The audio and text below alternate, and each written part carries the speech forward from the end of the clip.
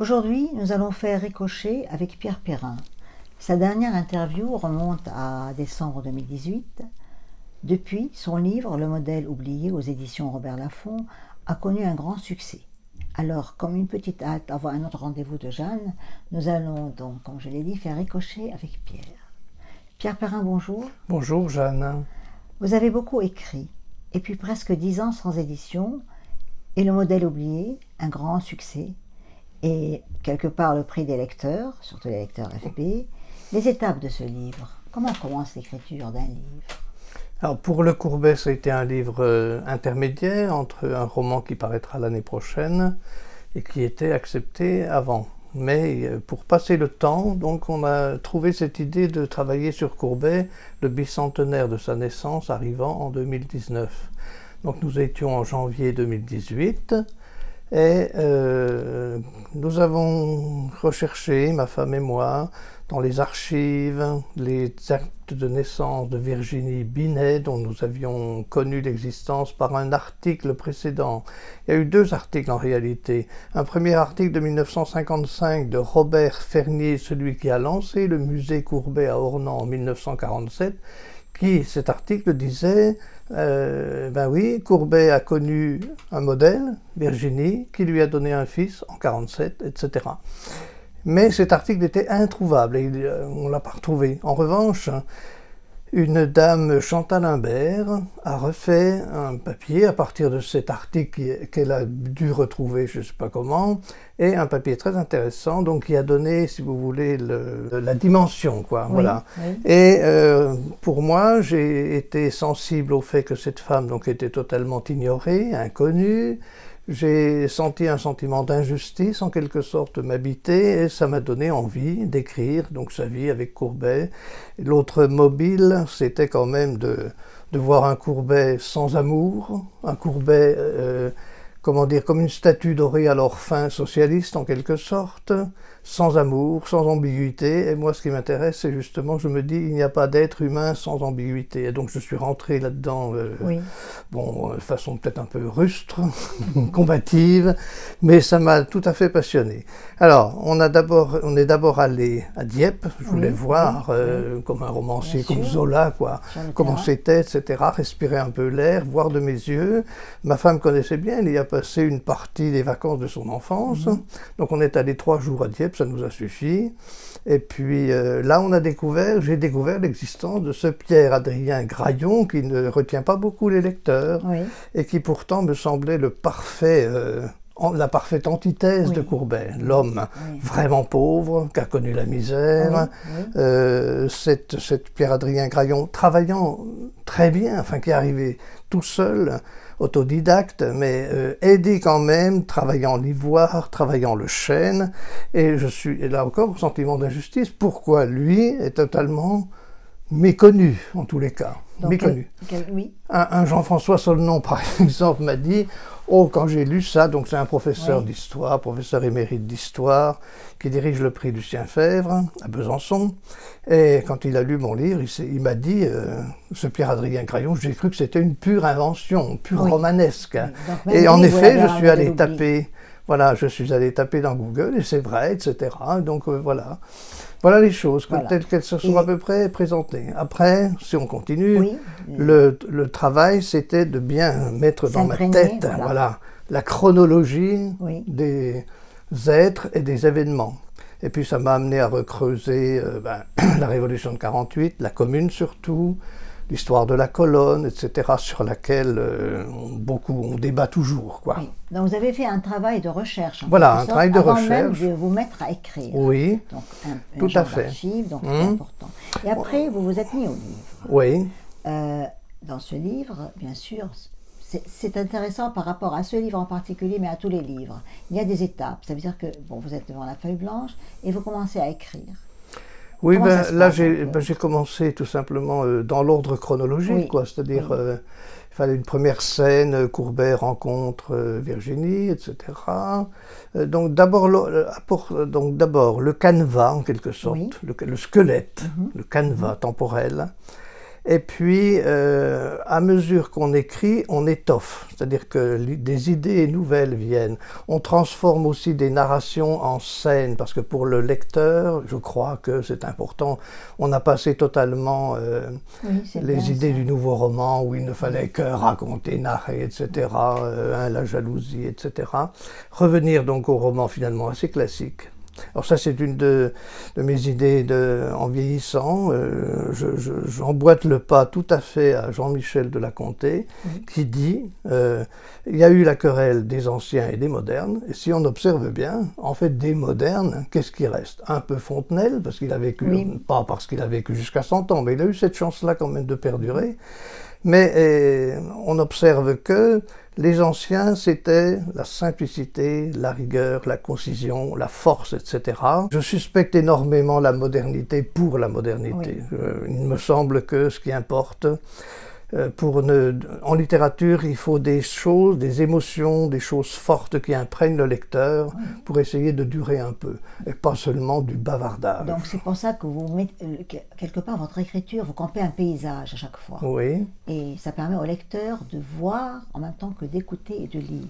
Alors les astuces, c'est de dire le moins possible, c'est-à-dire de laisser, mais ça c'est Umberto Eco qui l'a bien défini, il faut laisser, il faut prévoir, il faut laisser au lecteur toute une part d'imaginaire presque à chaque phrase, quoi. C'est au lecteur d'inventer, etc. Il faut à la fois camper un personnage et laisser de la liberté. Je ne sais plus qui hier disait, il avait vu un film avant de lire le livre, et il était très déçu, car le livre était beaucoup plus riche parce que lui imaginait les choses autrement. Pierre, donc vous êtes mis à écrire le livre, je sais, parce que c'est un processus qui m'intéresse, combien de ratures, combien de papiers jetés? Alors, tapuscrit, non, puisque maintenant je travaille à l'ordinateur depuis 1995 à peu près, donc je travaille systématiquement sur ordinateur, mais des versions, bon, il y en a, je sais pas, il y a 50 fichiers, quoi. Si je devais les arrêter à chaque fois. Non, alors, tout ça, c'est le travail de, comment dire, d'abord, le squelette, on enrichit et ensuite on échenille, on épouille un peu, on enlève. Quand je suis frappé, les grands poèmes, par exemple la Ballade des pendus de Villon, le Dormeur du Val de Rimbaud, classé révolutionnaire, les fables de La Fontaine, elles arrivent toutes à la concision et à la simplicité. Simplicité subtile parfois, parce que quand vous prenez la cigale et la fourmi, je vous paierai avant l'autre, foi d'animal, intérêt était principal, et puis après vous avez, donc ça c'est tous des termes de droit en fait, qu'un enfant de 8 ou 10 ans n'est pas censé maîtriser, et pourtant il devine à peu près, et puis après la fourmi n'est pas prêteuse, c'est là son moindre défaut, vous vous rendez compte, il y a deux négations d'eux, donc pas des litotes. Je ne sais même plus, je crois, enfin bref. La fourmi n'est pas prêteuse, égale, elle est radine. Ce n'est pas son moindre défaut, c'est-à-dire qu'elle est pire, qu'une personne pingre, râteau, etc. Vous voyez, donc le portrait qui est fait de la cigale. Et pourtant c'est simple. Oui, donc vous allez vers cette écriture simple, le mot juste. Oui, je peux. Et votre première lectrice, c'est votre épouse ? Christine, ou c'est vous-même? Parfois, non, le premier lecteur, c'est moi de toute façon, tant que je peux travailler. Oui, Christine a lu un peu, mais je préfère qu'elle lise plutôt vers la fin, parce que forcément, elle est encore plus exigeante que moi sur le plan de la simplicité, donc parfois ça pourrait décourager. Mais et puis, bon, un artiste, un artiste c'est un grand mot, mais un écrivain il est un peu seul, quoi. C'est à lui. Encore que le travail de l'éditeur, de la correction, des autres personnes qui veulent bien lire, etc., sont très encourageants. Mais vous savez, La Bruyère disait, si on accepte les critiques de tout le monde, il n'y aurait plus rien. Il n'y aurait plus rien, bien sûr. Absolument. En tout cas, bon, on va aller... On a le livre, on l'envoie à l'éditeur, bon, sachant que vous aviez un éditeur qui était l'édition Robert Laffont. Et après, le livre est paru. Donc, je parle de celui de Virginie Billet, mais ça peut être de tous les livres, Modèle oublié ou pas. Aujourd'hui, nous avons des difficultés. Une fois que le livre est édité, même chez de grands éditeurs, c'est de faire connaître le livre. Ils font bien sûr de leur mieux. Les maisons d'édition sont formidables avec leurs services de presse, etc. Mais arriver au lecteur est très dur. Tout à fait. Vous pensez que l'auteur aujourd'hui doit lui-même faire et du marketing et de la communication pour faire émerger son livre? Alors, je répondrai de deux façons. Le précédent livre que j'avais publié au Cherche Midi, Corizet avait pris presque sans l'avoir lu. Donc, Une mère, le cri retenu. Il est mal tombé en quelque sorte et il n'a eu quasiment, bien que Pivot l'ait montré à la fin d'un apostrophe disant lisez ce livre, bon, il n'a pas eu un grand retentissement. Il n'a pas, comme m'avait dit de la Comté, il n'a pas trouvé ses lecteurs. À l'époque, j'avais pas bougé. Moi, j'avais la pudeur de Stendhal. Je n'ai pas osé demander un article aux gazettes. Jules Renard, pareil tout au début. Hein, et Jules Renard note, par exemple, qu'il a vendu 72 exemplaires de son premier livre en 8 mois. Donc, c'était dérisoire. Et moi, j'en ai vendu entre 4 et 500 au Cherche Midi. Donc, c'était dérisoire. Alors, cette fois-ci, là, malgré Lafon, c'est vrai, un service de frappe. Comment ça se passe, si vous voulez, quand le livre est accepté et qu'il entre en fabrication? Avant même qu'il entre en fabrication, l'auteur est invité à se présenter devant les diffuseurs, c'est-à-dire les personnes qui donc essayent de placer le livre chez les libraires, avec des chiffres précis. Vous en voulez un, vous en voulez 0, etc. Et il y a des livres dans lesquels l'éditeur peut croire et d'autres non. Je vais donner un exemple très concret. Celui du premier homme de Camus, donc posthume. Eh bien, moi j'ai assisté à la discussion entre le libraire de Pontarlier, qui est celui de Besançon maintenant, Michel Méchier, et le diffuseur de Gallimard, la personne qui était là, et Gallimard disant « je vous en mets un exemplaire ». Puis Michel disait « mais non, Camus, on va en vendre 10, j'en veux 10 ». Et alors, si on se souvient, à l'époque, c'était 91 à peu près, je crois, le Gallimard avait vendu le livre qui fait 230 pages, le premier homme, je crois. Il le mettait à 137 francs, ce qui était très cher. Hein. Et pour le mien, par exemple, le modèle oublié, il était prévu avant les retours des libraires, en quelque sorte, il était prévu à 17 € pour 230 pages, ce qui m'enchantait, moi. Et puis tout d'un coup, à la réelle sortie, il est passé à 20 €. Votre parcours, c'est que il faut absolument être sûr que le lecteur sera au rendez-vous, il ne va pas remplir ses rayons inutilement. Oui, tout à fait. Et je crois qu'il y a quelque chose de nouveau aussi là, dans la chaîne d'un livre, la position du libraire. Donc il y a beaucoup de choses qui ont changé, peut-être à cause des commandes Internet ou du reste. Pierre, quelles sont les joies quand un livre paraît? Les joies. Bon, c'est que on a abouti. Ce qu'on a écrit paraît effectivement. Bon, je suis pas d'une nature très optimiste. Hein. Oui. Donc, si il y a de vraies joies quand même quand le livre est assez bien reçu, que les lecteurs semblent apprécier, etc. Bon, moi j'ai eu une peine, c'est que je n'ai pas eu de presse.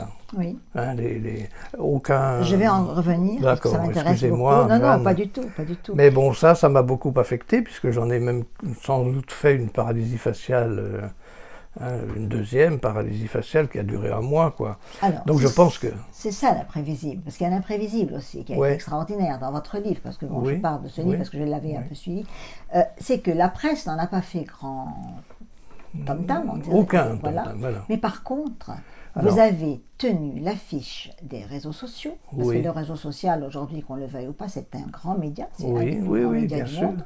Donc, vous avez tenu l'affiche pendant, je dirais, tout l'été, depuis la naissance de ce livre, jusqu'à même maintenant. Le mois d'avril, voilà. Et vous avez, je crois, et je ne suis pas la seule à le dire, même des professionnels le disent, eu des retours, mais des retours, c'était presque viral. Les gens achetaient le livre et vous avez redonné au lecteur sa place. Et vous aviez fait quelque chose de magnifique.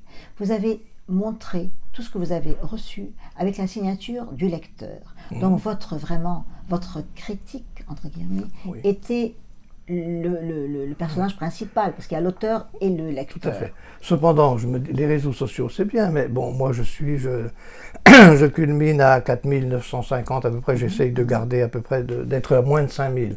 J'ai observé tout bêtement que si on est à 5000, on n'a plus de demande forcément, parce que c'est bouché. Donc il faut laisser 50, parce que j'ai toujours des gens nouveaux qui viennent, qui demandent, etc. Et j'en accepte évidemment. Cependant, bon, 5000 lecteurs, est-ce qu'on touche 5000 lecteurs? Je ne pense pas. Non, mais je crois que votre livre a touché, parce que la preuve, c'est qu'inconsciemment, vous avez eu des ventes. Par exemple, vous avez été à la sélection des sélections à la FNAC de Montparnasse. Alors ça échappe totalement à l'auteur que je suis. Oui, et que ce livre est excessivement intéressant sociétalement aussi. Parce que vous êtes passé en tant qu'auteur, bien sûr vous aviez une grande maison d'édition, vous avez fait chez Gallimard, Raspail, la première lecture qui Oui, était on en magnifique, remercie. mais vous avez quand même passé quelque chose d'extraordinaire. C'est-à-dire que tout de suite, les lecteurs se sont emparés de votre livre. Alors le titre déjà, le modèle oublié, c'est déjà en soi peut-être quelque chose, c'est un très beau titre, où les gens se sont retrouvés, tout ce qui était un peu laissé de côté était retrouvé. Mais vous avez passé directement, c'est comme si c'était un boom. Et les libraires, après, parce que je le sais aussi, on venait demander votre livre. Et certains libraires qui avaient reçu, parce que vraiment, Lafon fait très bien son travail, ce n'est pas du tout le sujet. Mais les libraires ont compris qu'un phénomène se passait. Et vous avez quand même été sur les tables, je dirais les belles tables, Oui, oui, à l'entrée oui, des oui. librairies. Et là, j'ai la chance, enfin, sur ma région par exemple, quelques-uns me rapportent des photos que je mets d'ailleurs sur Facebook. Je suis effectivement, ou je ne les mets pas forcément, j'ai vu à Pontarlier, je suis dans le rayon peinture avec Courbet. Il y a un rayon Courbet et automatiquement le modèle oublié figure. Et souvent debout d'ailleurs, c'est-à-dire ça attire l'œil quand même du chaland, du lecteur, quoi. Pierre, donc ça, j'en suis très heureux. Hein, bien sûr, il vaut mieux ça mais quand en tout même. cas, c'est très. Il y a beaucoup d'observateurs qui ont observé ce phénomène extraordinaire du lecteur qui a fait le succès d'un livre sans passer par personne, directement. Et les libraires ont eu cet écho très vite. D'accord, Pierre, merci Jeanne. Je vous en prie, c'est la vérité. Avez-vous l'impression que les lecteurs ne se souviennent que du modèle oublié? Parce que quelque part, Pierre Perrin a quand même édité beaucoup de livres avant le modèle oublié. Et la question est de savoir, est-ce qu'à un moment donné, la renommée d'un livre particulier fait oublier tous les autres livres? Non, je ne pense pas, mais bon, si on prend par exemple Gérard de Nerval. Oui. Gérard de Nerval a beaucoup publié aussi de son temps. Hein. On le prenait pour quelqu'un de pas très sérieux d'ailleurs, puisque Jules Janin l'a enterré alors qu'il était encore vivant. Bon, enterré dans un article évidemment. Mais pour Gérard de Nerval, qu'est-ce qu'on retient? On retient Sylvie, c'est son chef-d'œuvre, mais il a énormément travaillé.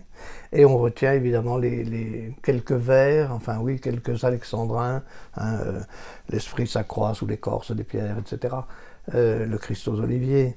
Mais donc, ça c'est le problème. Bon, un livre peut sauver une œuvre en quelque sorte, mais alors là, il faut s'adresser, il faut se projeter ou être dans la postérité, quoi. C'est après. Je pense qu'après, oui, il y a un livre qui l'emporte. Souvent. Chez Hugo, par exemple, il y a des livres qui sont quand même moins lus, moins intéressants. Même chez Hugo, où tout fait sens. Donc Virginie Binet n'a pas plus de succès que Pierre Perrin. Parce que tout le monde parle de Virginie Binet, même Courbet. Et c'est un livre sur Courbet quand même. Et je trouve que extraordinaire que Virginie Binet soit devenue une héroïne. C'est une héroïne nationale en quelque sorte pour vos lecteurs. Voilà. Moi je craignais beaucoup que, c'est ce qui s'est passé. Je pense que si la presse n'a pas parlé de ça, c'est que je dévoile un Courbet qui peut déplaire à certains. En tout cas, il n'a pas déplu dans l'histoire à vos lecteurs, parce que je reviens encore à la force de frappe qu'est le lecteur, parce qu'il ne faut pas oublier que c'est lui qui achète un livre. Oui, mais on est bien d'accord. Et il faut acheter les livres, parce qu'il y a beaucoup de livres qui ont beaucoup de retours de presse, qui font de grands booms, et au bout de 10 jours, tout le monde les a oubliés. Là, non, c'est quand même dans la durée. C'est le bouche à oreille, voilà. Et vous allez faire quelque chose de tous ces retours? Moi, a priori, bon, je les ai mis sur mon site petit à petit. J'ai fait déjà deux fragments de 50, l'extrait réuni. Je pense, moi, je ne pense pas qu'il faille en faire un livre, c'est pas à mon avis.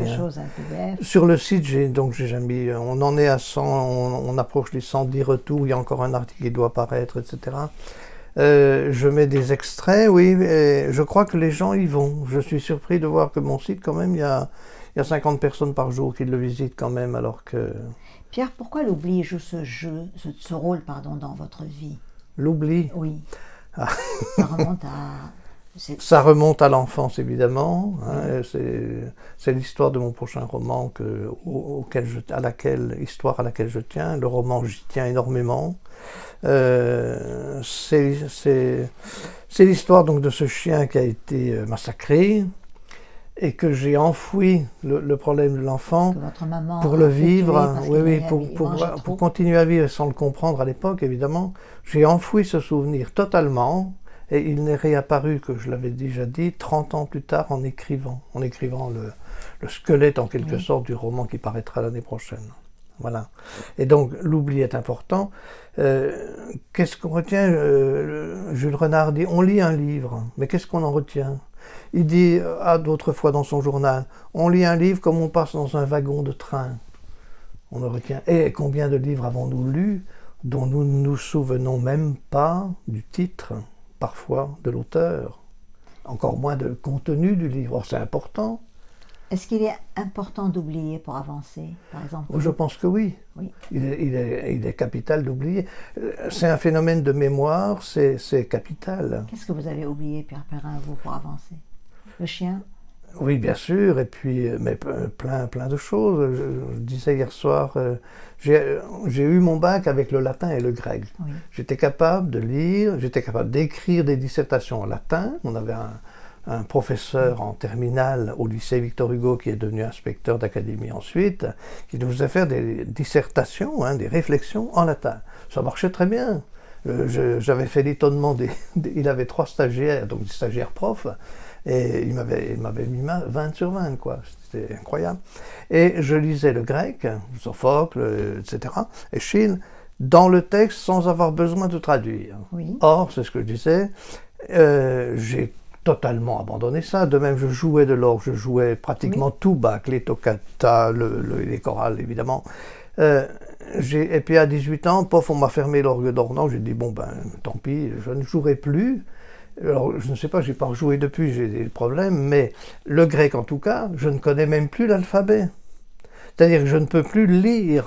Vous voyez? Oui. Donc on oublie. On oublie. Sur le plan de la vie, bon ben, disons qu'un divorce. Oui. Il faut bien oublier le précédent quand même. Oui. Oublier relativement, mais oublier un Oui. peu. Et puis, non, je crois qu'on a vraiment une mémoire où on stocke à peu près la totalité de nos expériences, par les goûts, la culture, etc. Mais on utilise ce qui est nécessaire et puis on cache les souffrances, je pense.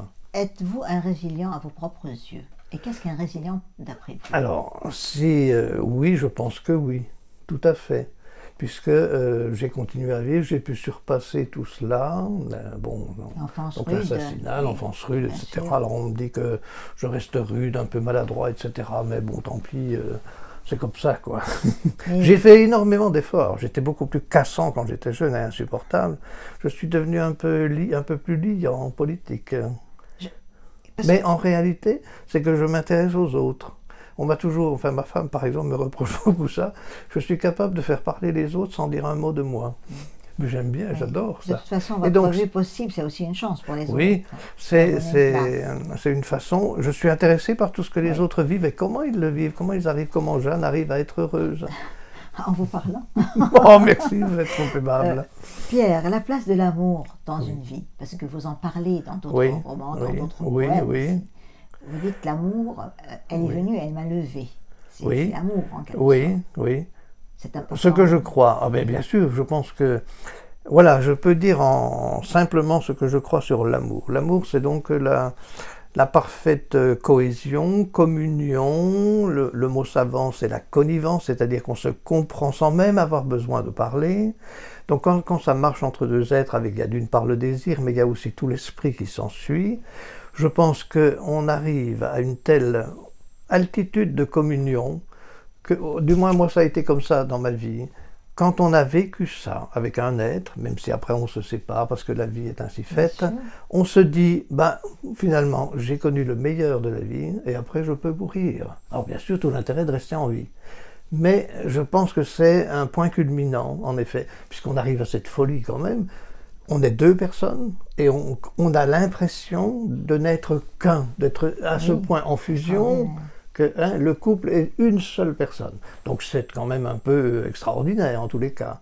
Et je pense que c'est pour ça qu'on dit, que tout le monde dit, enfin ça c'est un palimpseste éternel, que sont bien malheureux ceux qui n'ont pas connu l'amour, quoi, ceux qui meurent trop jeunes, etc.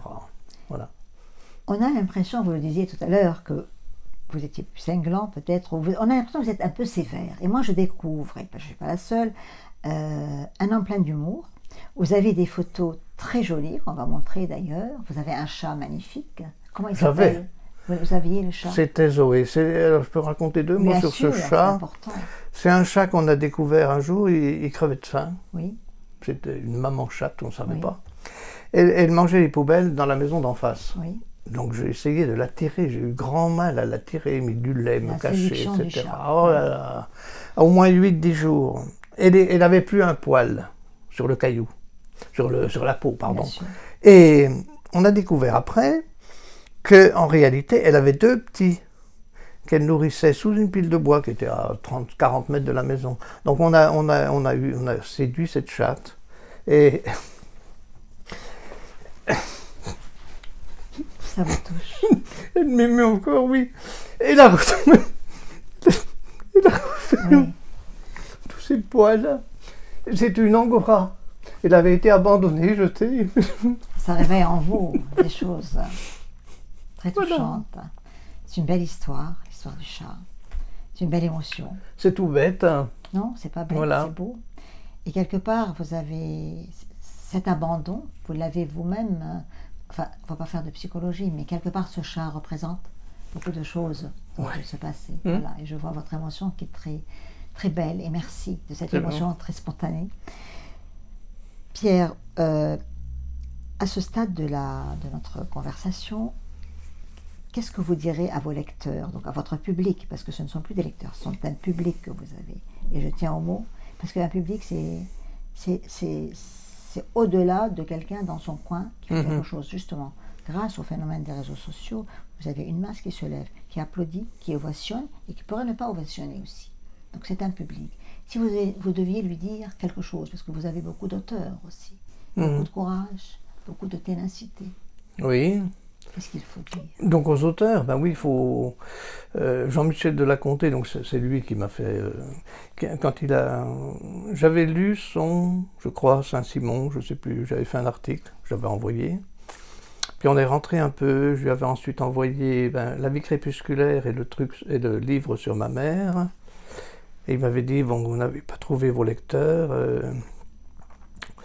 Je veux bien que vous travailliez, puisqu'il tenait à l'époque, il avait pris la succession de la collection L'un et l'autre par Pontalis. C'était Nos vies, il a donné malheureusement que 4 titres parce que, bon, apparemment, ça n'a pas fonctionné.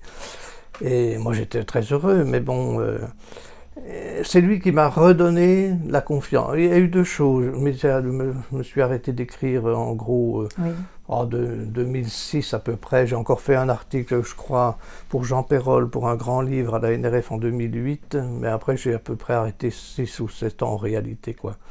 Et j'ai vu, donc je l'ai déjà dit, mes petits-enfants redécouvrir la lecture, parce que je croyais que les gens ne lisaient plus. Vous savez, c'est l'histoire, il y a quand même, on lit beaucoup moins, hein, franchement. Les gens de 40 ans, par exemple, qui ont fait, qui sont ingénieurs, qui sont médecins.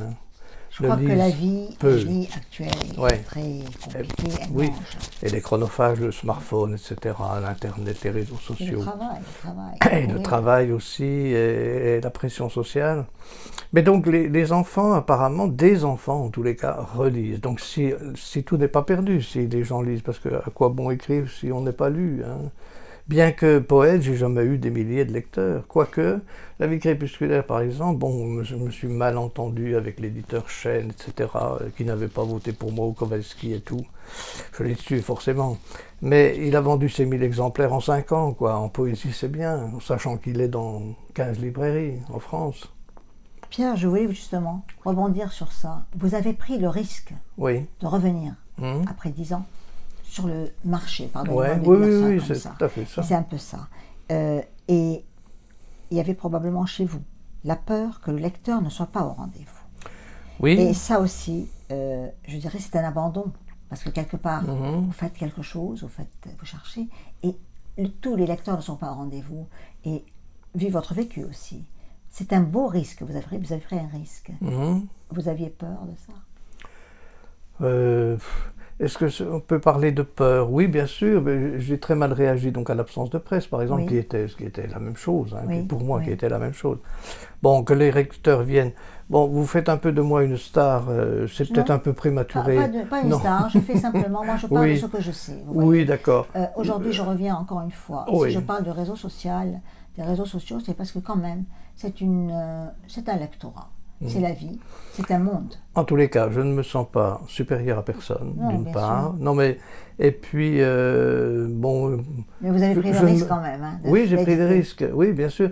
Mais moi, je crois, pour un auteur, tout le monde ne l'admet pas, mais je suis persuadé que quelqu'un qui écrit regarde un peu plus loin que lui, espère être lu, ce qui est totalement, comment dire, une chimère. Hein. C'est-à-dire que très rares sont ceux qui réussissent. Et si on regarde le XVIIe siècle, par exemple, qui les lit encore? Pierre, je reviens, je me suis un peu éloignée de l'émotion pour vous laisser le temps, mais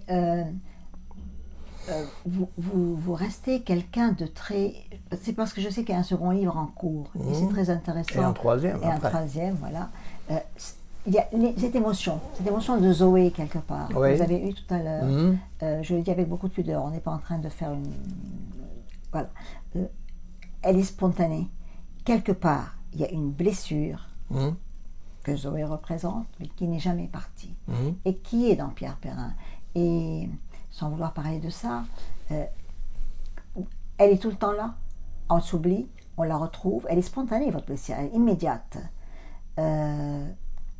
Oui, la blessure. Mais, il y a une très belle phrase de Louis-René Desforêts dans Ostinato. Oui. Ce qu'il a oublié, ne l'oublie pas. Vous voyez, ça reste Oui, tout ça le temps. reste, Hein. ça reste dans la peau. Est-ce que Pierre Perrin est un solitaire? Oui, j'aime la solitude. Oui, Oui. oui. Mais bon, d'un autre côté, j'adore venir à Paris, vous voir, rencontrer plein de gens. Oui. Mais bon, pour travailler, bon, j'ai consacré peut-être 3000 ou 4000 heures à mon roman. Mais, je me souviens quand c'est un roman, le roman de l'année prochaine, c'est un roman que j'avais fait tout de suite après. C'est la combinaison, pour ceux qui me connaîtraient très Oui. bien, de L'Enfant de la Terre qui date de 90 par là, et d'une mère, quoi. C'est la combinaison des deux. Et je tiens énormément à ça. Et je l'avais refait quand Orisay m'a publié, puis que ça, en plus ça n'a pas marché, mais même indépendamment de ça, je me suis dit, oh, j'ai fait une bêtise. J'aurais pas, c'est plus un poème, quoi, le cri retenu, c'est plus un poème, Oui. donc ça ne pouvait pas être lu.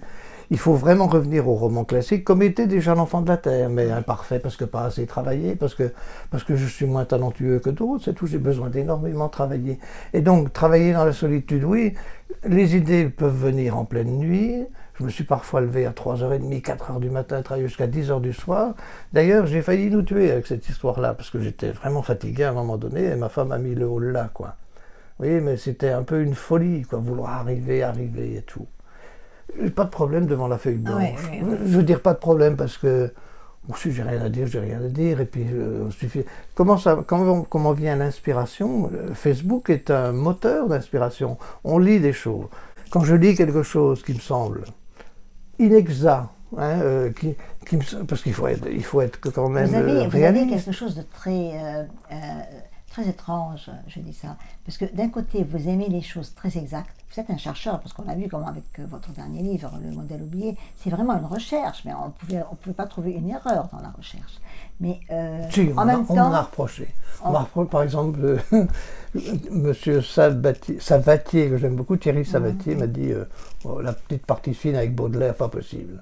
Je lui ai fait remarquer quand même que c'était pas Baudelaire qui a enclenché les choses, c'était la Jeanne Duval. ah, Mais bon, selon lui, vous voyez, parce que j'aime bien aller, il a fait un bel article pour moi à l'époque, sur son blog accolé au Monde à l'époque.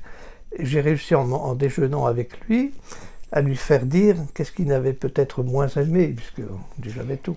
vous avez Voilà. cité souvent de la Comté. Oui, Je sais que vous l'estimez beaucoup et vous aimez la justesse de ses livres. Parce il a comme une guerre qu'il fait, lui. Michel de la Comté et Jean-Michel de la Comté est quelqu'un qui est en guerre pour le mot juste, pour beaucoup de choses. ben, contre la déperdition de la langue, Voilà, quoi. tout à Parce fait. que ce qui est Et afférent, vous ce qui trouvez est... qu'on a une grande déperdition? Non, le problème, et c'est un problème politique, Oui. à savoir, on fait les gens disent des choses, et sur les réseaux sociaux, on voit ça. Les gens disent une idée, et c'est exactement le contraire. Je vais donner quelques exemples pour rester au-dessus un peu de la mêlée. Quand, dans la guerre d'Irak, George Bush a inventé, enfin les Américains ont inventé la légitime défense préventive. Si on y pense, ça veut dire, je crois que tu vas m'envoyer ton poing dans la figure, donc je te tue. Est-ce que c'est ça la légitime défense préventive? C'est lamentable. C'est comme les guerres chirurgicales, c'est voilà, les dégâts collatéraux. Ouais. Les dégâts collatéraux dans la guerre d'Irak, c'est 100 000 morts. Bien sûr. Personne, enfin très peu de gens le disent. Oui. Dégâts collatéraux. Oui. Autrement dit, on affaiblit la langue. Or, si vous voulez, alors là, le palimpseste, il date de, on le trouve chez les Chinois, chez les Romains, chez les Grecs avant, etc. Montaigne, tous nos problèmes politiques sont on ne s'entend pas sur le langage. Et aujourd'hui, c'est un peu beaucoup cela, quoi. C'est-à-dire, moi je trouve, il est dommage qu'on dise n'importe quoi. Et par exemple, on est bombardé de mots anglais. Hein? Bon, je suis très amusé. Je traduis Facebook, parfois je le traduis en français, et ma belle-fille agrégée d'anglais m'a dit, ben oui, tu as raison, le Facebook c'est le livre des visages. Oh, plein de poètes me disent, mais qu'est-ce que c'est que ça, j'ai jamais publié dans le livre des visages, vous voyez. Alors on vous dit à la télévision, oh, c'est du direct live. Live, ça veut dire direct. Alors, il y en a qui disent « Ah non, c'est pas tout à fait pareil. » Bon, enfin, quoi. Autrement dit, on utilise des mots pour embobiner, pour tromper l'attention, etc. Et ça, je trouve grave. Et l'histoire, par exemple, de la chanson qui n'est plus française, hein, il n'y a plus de Brel, Brassens, Ferré, etc. Il n'y a plus de texte, c'est uniquement du bruit, enfin, la musique. Oui. En étant un peu méchant, je dirais que c'est du bruit, c'est tout, cette basse comme ça qui vient. Et alors ce qui est très curieux, c'est que quand les gens sont jeunes, vous savez, on va dans n'importe quel magasin, en ville, ou une galerie marchande, il y a toujours cette musique américaine systématique. Et moi, des fois, je dis, mais c'est insupportable. Et alors parfois, c'est à 90 décibels, hein, très fort. C'est insupportable. Et les gens, des jeunes disent, mais s'il n'y avait pas ça, on se sentirait tout seul. Je ne sais pas exactement qu'est-ce qu'ils veulent dire. Enfin voilà, bon, je me suis échauffé. Mais le combat, donc, Jean-Michel de la Comté essaie de dire, je crois cela, qu'il faudrait parler juste. C'est pas en mentant aux gens qu'on les convainc de je ne sais quoi. Pierre Perrin, ces petits ricochets, on les a fait dans une ambiance particulière parce que bon, vous êtes à Paris, j'en ai profité, le décor est un peu sombre peut-être, mais ce n'est pas grave, vous illuminez vous-même par vos mots, etc. Merci, je voudrais, si vous le voulez bien, on va dédier ces ricochets à Zoé. Oui. Voilà, parce que ça m'a touché ce passage et je ne voudrais pas avoir l'air de revenir pour faire Voilà, mais ça m'a touché énormément. Il y a une phrase qui me touche, et je vous l'ai dit souvent, « Va, mon livre ne meurt pas ». Qu'est-ce qu'un livre qui meurt? C'est un livre qui n'est pas lu, qui n'est plus lu, pas lu, plus lu. Malheureusement, c'est le sort d'un nombre infini de livres, mais aussi, il me semble qu'on publie des choses avec pas beaucoup d'exigences, quoi. Moi, je crois vraiment, enfin bon, je suis vieux maintenant, et je crois que ce qui peut durer, ce qui peut parler encore demain, c'est ce qui révèle, j'ai dit hier soir, c'est transmission d'une expérience, la littérature. C'est élever un tombeau, c'est-à-dire essayer de sortir de l'oubli quelque chose. J'ai dit le côté moins rigolo, c'est l'auteur qui essaye de se sauver de l'oubli. Oui. Et à quoi ça rime finalement? Est-ce qu'on fait des tombeaux pour les fourmis? Non. Où est-ce qu'on enterre un chat? Où est-ce qu'on enterre un renard? Et pourquoi les hommes, pourquoi faisons-nous tant? Et pourquoi certains hommes essayent de se hausser? On ne sait pas. Mais l'intérêt dans la littérature, c'est de transmettre une expérience, c'est-à-dire une façon de voir la vie, même si, sans doute, ne faisons-nous que redire à peu près tous la même chose, simplement nous utilisons peut-être pas les mêmes mots. Voilà. Vous avez un problème avec le temps qui vient, le temps qui passe? Aucun. Aucun. Non, jamais. Comme vous, je crois. Non, ça ne me... Bon, je pense quand même maintenant que... J'ai souvent dit à mon éditrice Emmanuelle, que mon roman serait posthume, qu'à force de me faire attendre, il serait pas... En réalité, je m'en réjouis, car je ne cesse de le travailler, et ça me plaît bien. Alors faites vite, parce qu'il n'est pas question qu'il soit posthume. Oui. Vos lecteurs... Mais Jean-François Maté, qui est un ami poète, oui. de côté d'Angers, m'écrivait « J'aime bien que tu fasses allusion, j'avais fait allusion à Chateaubriand, qui a travaillé ses mémoires d'outre-tombe pendant 30 ans, il a commencé en 1811, oui, et il est mort en 48, bon. Et il disait, oui, il les a travaillés longtemps et c'est un chef-d'œuvre. » Quelle est une phrase parce que vous êtes très imprégné des phrases de Chateaubriand, de Montaigne, etc. Est-ce que je vais poser une question stupide. Non. Vous avez une phrase favorite? Non, qui vous parce marque que... particulièrement? Non, j'ai une bonne mémoire, j'oublie tout, j'aime bien ce paradoxe-là. Oui, dans les choses que je n'ai pas dites hier soir, je voulais parler de 3 fonctions du rêve. Oui. Ça m'avait étonné, mes BTS, donc des élèves qui ont le bac, ils ne savaient pas ça, c'est tout bête, et sans doute qu'un psychanalyste et un psychiatre diraient c'est nul. Premier rêve, vous savez, vous êtes dans une forêt, en feu, etc. Vous vous réveillez et vous découvrez que vous avez tout simplement besoin d'aller soulager votre vessie. C'est le rêve utilitaire, et nous le faisons toutes les nuits, quasiment.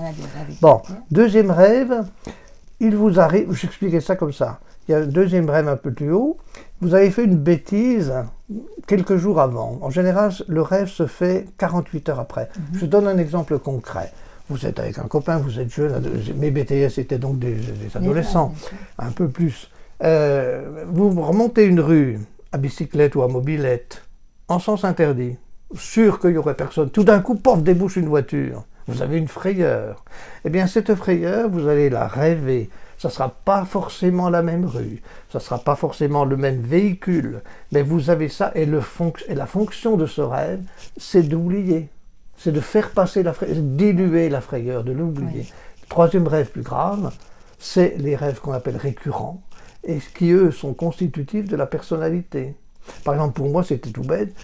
Bon, maintenant, je crois que j'en ai plus je dors bien. Mais j'avais des rêves, monter la rue de la Fausse Monnaie à Besançon, qui est une rue extrêmement raide, pleine de suie, impossible à s'agripper, etc. Bon, c'est le fond d'un puits, etc. Ce sont des rêves récurrents. Et il me semble que tout le monde peut à peu près se retrouver là-dedans, même si ce n'est pas canonique. Montrer 3 étages. Voilà. Qui montre quoi? Que l'oubli est nécessaire et qu'en même temps, on n'oublie rien du tout. Parce que hier soir, on a dit, par exemple, que sans doute que nous avons mémoire de la vie intra-utérine. Je veux bien le croire. Le problème, c'est qu'on n'en a pas de preuves. Oui. Voilà. Mais je veux bien le croire. En tout cas, je vous remercie infiniment. C'est moi, Jeanne. Parce qu'en plus, j'ai l'impression de... Hier soir, il y avait Fil de mémoire, donc c'était un intervenant. Vous parliez justement de l'oubli. Et j'ai l'impression qu'aujourd'hui, on a continué une conversation, un peu en ricochet. On venait d'un sujet à l'autre. Et on a quand même parlé de l'oubli nécessaire, de l'oubli, au contraire, qui fait avancer, etc. Donc l'oubli nécessaire. On a parlé des rêves, qui sont une forme d'oubli parfois, inconscients, ils reviennent, ils repartent, voilà. Pierre Perrin, un grand merci, vraiment. C'est moi qui remercie, Jeanne. À la prochaine fois, j'espère. C'était très agréable, quand merci vous voudrez. Beaucoup. Je suis à votre disposition. Que nos lecteurs nous pardonnent si la lumière n'est pas parfaite, mais ce n'est pas nos lecteurs, quel grand mot. Donc nos téléspectateurs, parce que c'est Pierre qui a des lecteurs, voilà. Merci beaucoup. Merci beaucoup, Jeanne. À Bonne très journée. Bientôt. Merci. Oui. Merci bien.